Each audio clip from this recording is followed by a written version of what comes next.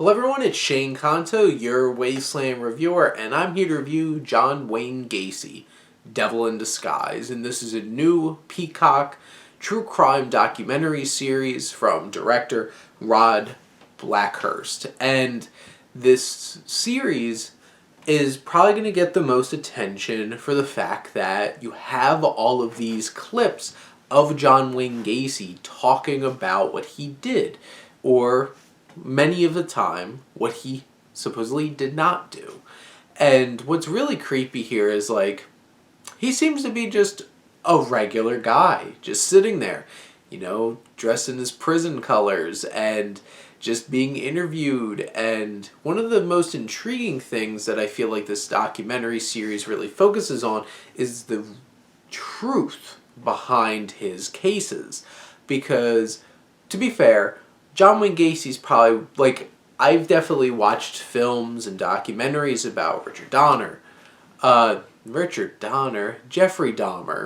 Richard Donner is a very well-respected director.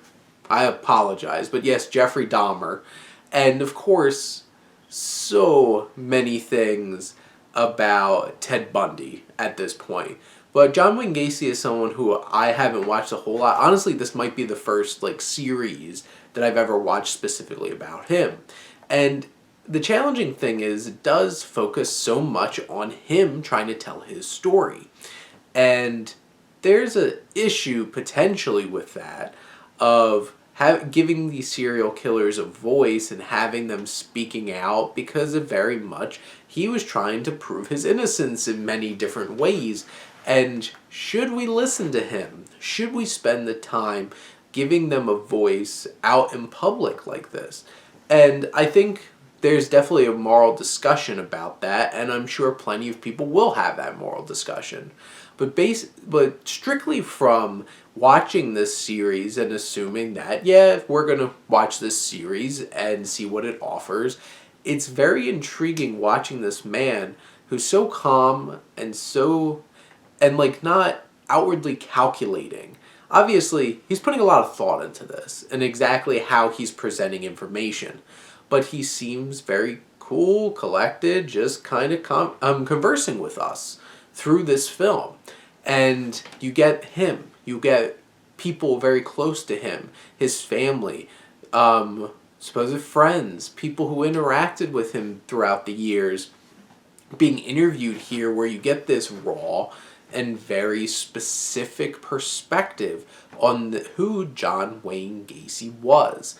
And I think that is one of the most interesting and dynamic aspects of this series. You definitely get a thorough just playing out of the cases, and the different situations that Gacy got involved in. But what's very interesting is that this documentary tries to pose that maybe he wasn't the one who killed all of those who he was sentenced for.